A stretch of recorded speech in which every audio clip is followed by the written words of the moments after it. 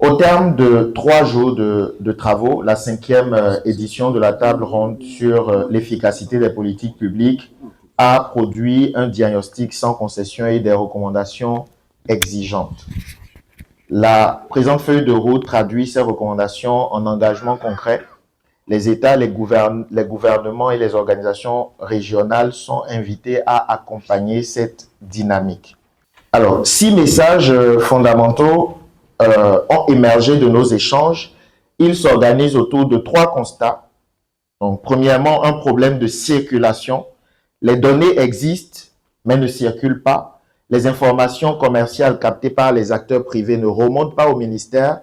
Les rapports d'évaluation trop techniques et volumineux n'atteignent pas toujours les tables de décision. Le format tue l'utilisation. Le discours sur les données probantes a pris le pas sur les données probantes elles-mêmes.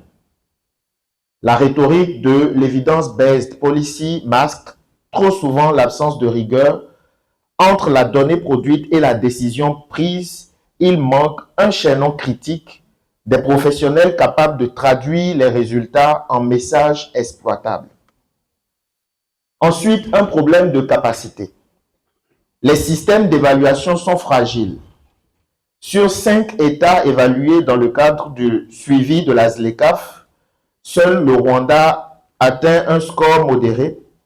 71% des fonds d'entretien routier africains n'ont aucun système moderne de gestion et l'UNICEF constate à travers une analyse sur 10 pays une incapacité chronique à tirer les leçons des évaluations passées. La dépendance évaluative persiste. Les évaluations sont encore trop externalisées hors du continent. Les méthodologies importées ne tiennent pas toujours compte des réalités africaines. Il est temps de bâtir une pensée évaluative panafricaine.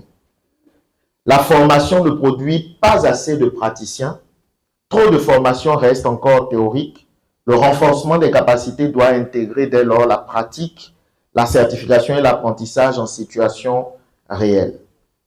Et enfin, une raison d'espérer, quand les données sont partagées, les résultats sont au rendez-vous.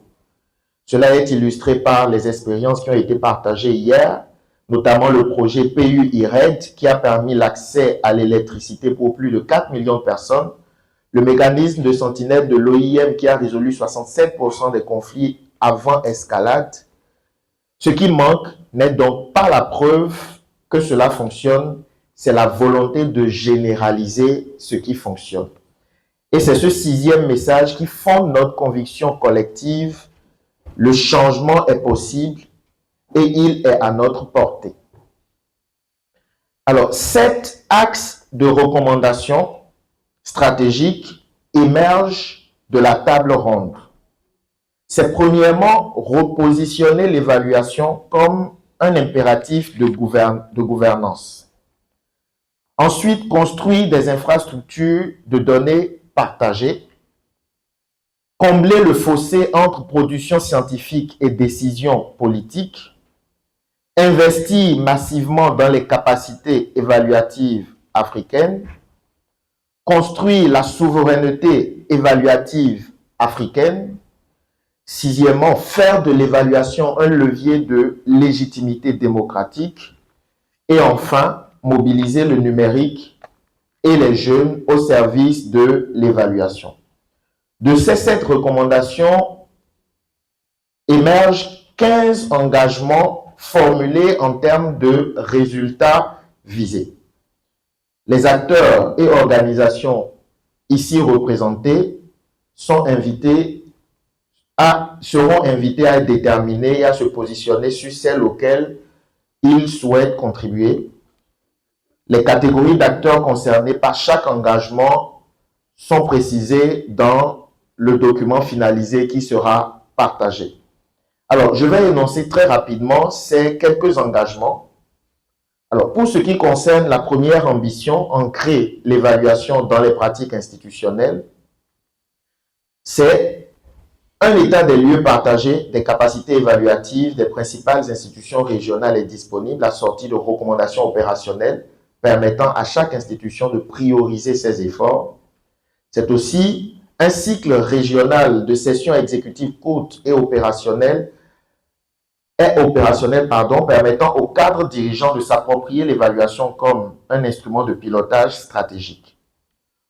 Au titre de la deuxième ambition, notamment décloisonner les données au service de la décision, deux engagements. Premièrement, un répertoire régional en ligne des évaluations conduites sur les politiques d'intégration en Afrique de l'Ouest et du Centre est opérationnel.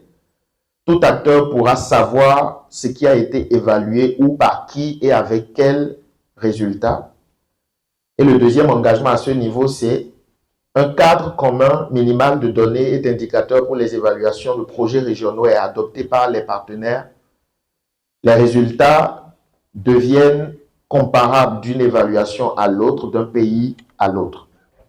Au titre de la troisième ambition, notamment faire parvenir les preuves jusqu'aux tables de décision, trois engagements. Premièrement, toute évaluation soutenue par les partenaires donne lieu à un pack de diffusion standard constitué d'une note de politique, de support visuel, afin de renforcer l'accessibilité de ces résultats aux décideurs. Deuxième engagement à ce niveau, un réseau régional de knowledge brokers, donc courtiers de savoir, est constitué. Ce sont des professionnels formés à traduire les résultats d'évaluation en messages exploitables par les parlementaires, les élus locaux, les médias et les décideurs au sens large.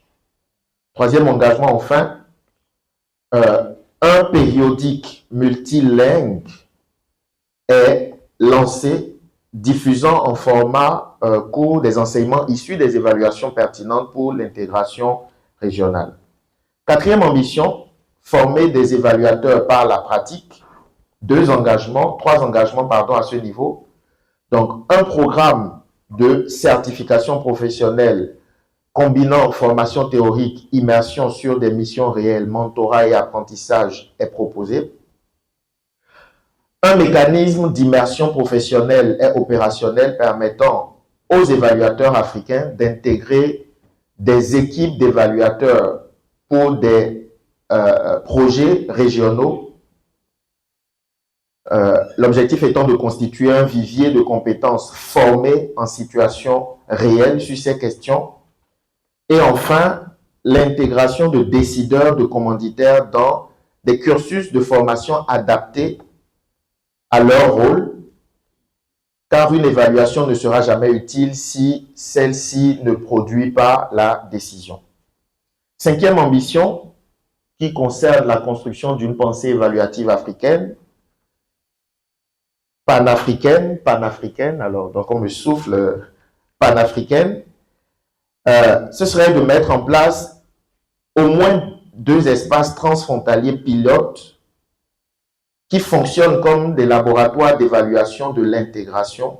Donc des méthodologies endogènes et participatives y seront testées et capitalisées, car c'est à la frontière que l'on mesure si l'intégration est un projet ou est une réalité. Deuxième engagement à ce niveau, c'est que les termes de référence des évaluations conduites par les partenaires intègrent des exigences minimales d'inclusion, donc consultation effective des parties prenantes locales, prise en compte des barrières linguistiques, valorisation des savoirs endogènes.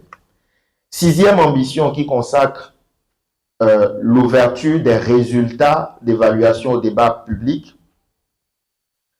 Les partenaires adoptent un principe commun de publication ouverte de leur rapport d'évaluation avec dépôt systématique sur un répertoire régional accessible.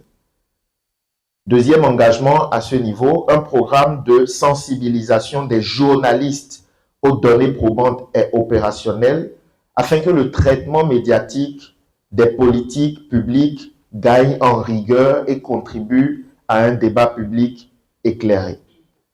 Et enfin, pour ce qui concerne la septième ambition, mobiliser le numérique et la jeunesse, c'est de mettre en place un programme pilote de mobilisation des jeunes pour la collecte, la diffusion de données probantes dans quelques pays pilotes en s'appuyant sur les outils numériques existants, car la jeunesse n'est pas seulement un public cible de l'intégration, mais un acteur réel de cela. Alors, ces propositions d'engagement seront affinées, assorties de délais et traduites en propositions actionnables. Comment nous veillerons à la mise en œuvre? Donc, nous proposons la mise en place d'un comité de suivi composé de représentants volontaires des partenaires qui se réunira périodiquement en marge d'événements qui existent pour examiner l'avancement des engagements et identifier les obstacles à lever.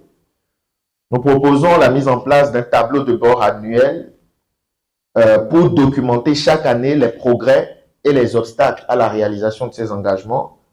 Nous proposons une revue à mi-parcours sous la forme d'un bilan qui pourra être présenté à la prochaine édition de la table ronde de l'évaluation des politiques publiques. Et ce sera l'occasion de nous rendre compte des avancements et de remobiliser les partenaires. Et enfin, de mettre en place un mécanisme d'adhésion ouvert pour permettre aux organisations qui le souhaitent de rejoindre le partenariat, de rejoindre la dynamique.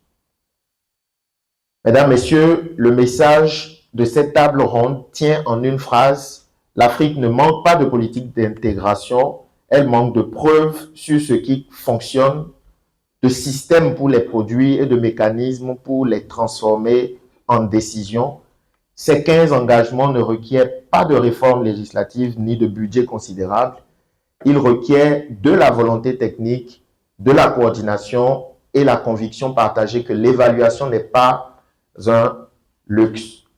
C'est la condition d'une intégration crédible aux yeux des citoyens.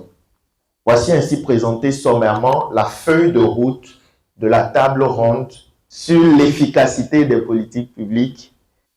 Je vous remercie.